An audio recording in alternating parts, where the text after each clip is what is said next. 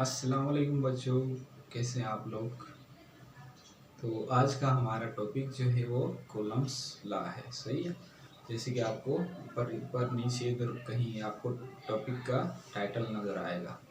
तो सबसे पहले मैं ये मास्क पहन लेता हूँ, फिर टॉपिक शुरू करते हैं। तो कूलम्ब्स लॉ पे आने से पहले हमें कुछ चीज़ें पता हैं, ऑलरेडी पता हैं, अगर नहीं है तो अभी पता होंगी। तो सबसे पहले हमारे पास दो किस्म के चार्जेस होते हैं, एक पॉजिटिव चार्ज होता है, एक नेगेटिव चार्ज होता है। सही है, दो चार्जेस होते हैं। उसके अलावा जो इलेक्ट्रॉन जो होता है उस पर अज्यूम करते हैं कि वो इलेक्ट्रॉन पे नेगेटिवली चार्ज होता है, ये अज्यूम करते हैं। एक प्रोटॉन होता है, प्रोटॉन के ऊपर पॉजिटिव चार्ज होता है, ये हो गया। अब नेक्स्ट जो हमें एक और चीज़ पता है कि जो सेम चार्जेस जो होते हैं, यानी प्लस और प्लस होंगे, तो ये एक दूसरे को क्या करेंगे, दूर करेंगे। सही है, भगाते हैं, एक दूसरे को दूर करते हैं। और अनलाइक चार्जेस होंगे, जैसे एक माइनस है एक प्लस है, तो ये एक दूसरे को अट्रैक्ट करेंगे। सही है, ये जो है इसको अपनी तरफ खींचेगा और ये इसको अपनी तरफ खींचेगा। ये प्रॉपर्टी है चार्जेस की। सही है।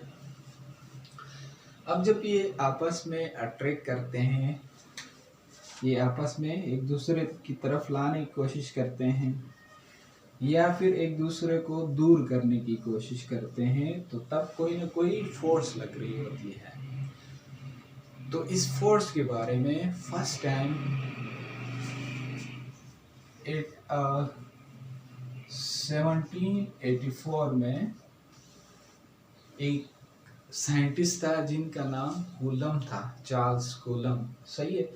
तो उन्होंने एक एक्सपेरिमेंट्स परफॉर्म किए और उन्होंने अपने एक्सपेरिमेंट के बेसिस पे उन्होंने एक लॉ को इंट्रोड्यूस कराया जिसको हम कूलम्स लॉ कहते हैं। तो कूलम ने क्या कहा था, उनके दो स्टेटमेंट्स थी।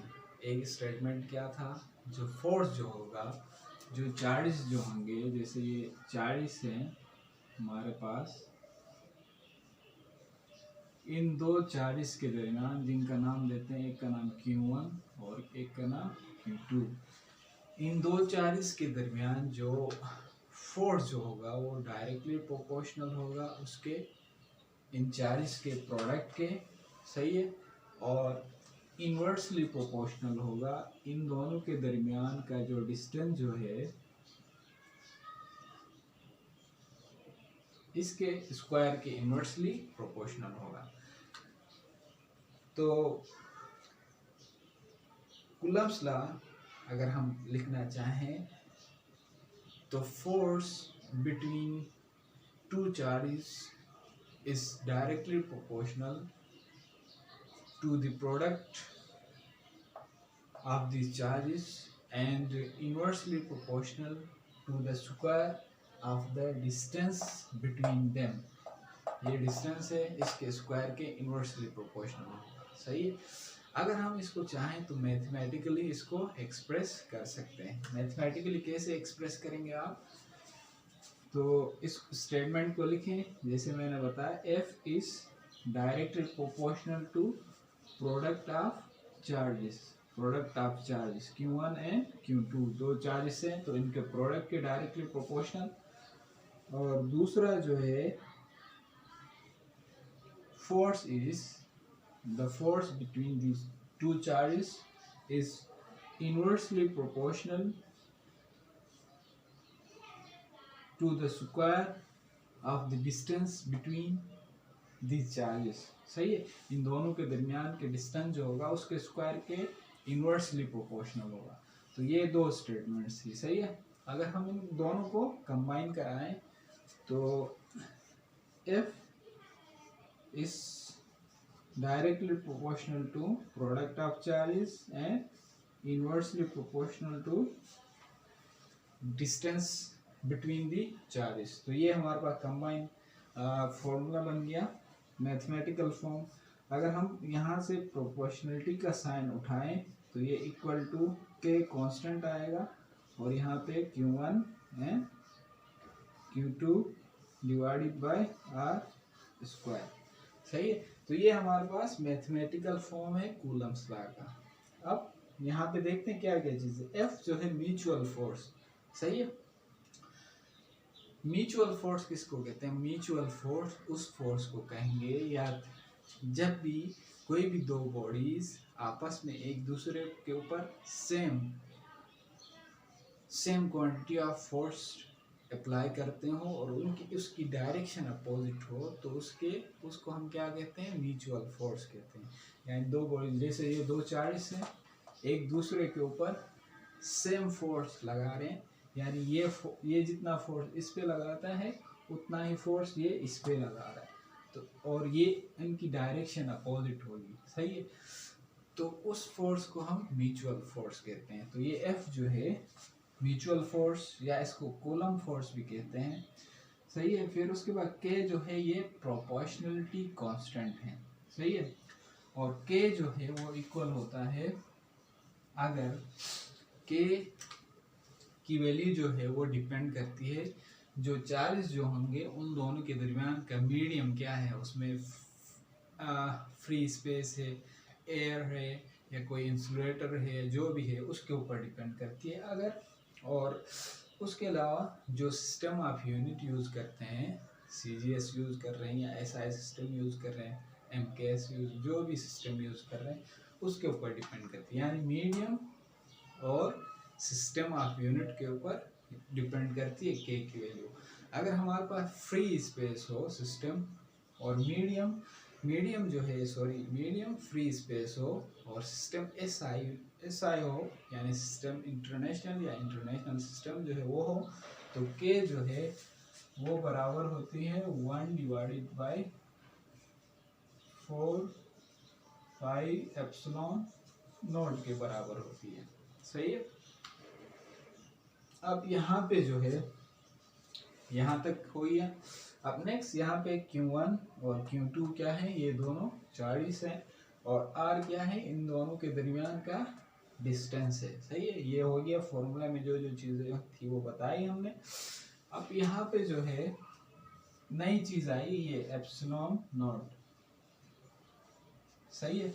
ये एप्सिलॉन नॉट जो है ये परमिटिविटी ऑफ फ्री स्पेस होगा, क्योंकि के की वैल्यू फ्री स्पेस में ये इसके बराबर होता है, तो ये परमिटिविटी भी फ्री स्पेस की यूज करेंगे। तो इसको एप्सिलॉन नॉट को परमिटिविटी ऑफ फ्री स्पेस कहते हैं और ये इक्वल होता है 8.85 इंटू 10⁻⁻12 कूलम स्क्वायर पर न्यूटन पर मीटर स्क्वायर के। सही है।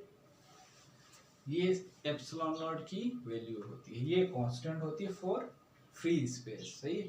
फ्री स्पेस के लिए ये होगी, कहीं पे कोई इंसुलेटर है या एयर है उसकी अलग अलग होती है, सबकी वैल्यूज कांस्टेंट होती है। सही है। तो अब जब हम इसको के में इसमें सब्स्टिट्यूट कर दें तो ये हो जाएगा 1 यानी 1 divided by 4 pi epsilon not, ये इक्वल हो जाएगा। जब इसकी वैल्यू यहाँ सब्स्टिट्यूट करेंगे तो ये 9 इंटू 10⁻⁹ न्यूटन मीटर स्क्वायर पर कूलम स्क्वायर इसके बराबर हो जाएगा। सही है। तो ये वैल्यू आ गई के की वैल्यू। सही है। तो जब फ्री स्पेस हो तो उस वक्त हम इसको जो कूलम फोर्स जो होगा वो उसको कैसे लिख सकते हैं? When medium is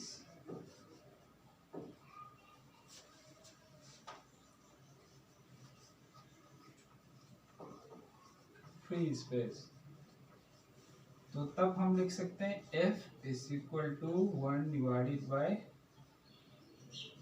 4 5 epsilon not Q1 Q2 divided by r square. तो ये आपके पास फॉर्मूला आ गया, सही है। तो इसी तरीके से होता है। अगर इसमें कोई भी आपको कंफ्यूजन है तो आप नीचे कमेंट बॉक्स में पूछ सकते हैं, और उसके अलावा कोई और टॉपिक आपको कवर करना है तो वो बता दीजिए। और हमारे लास्ट में आपको बताना, हमारे इस चैनल को भी सब्सक्राइब करें ताकि आपको नई आने वाली वीडियोस की अपडेट मिलता रहे। तो नेक्स्ट वीडियो तक के लिए अल्लाह हाफ़िज़।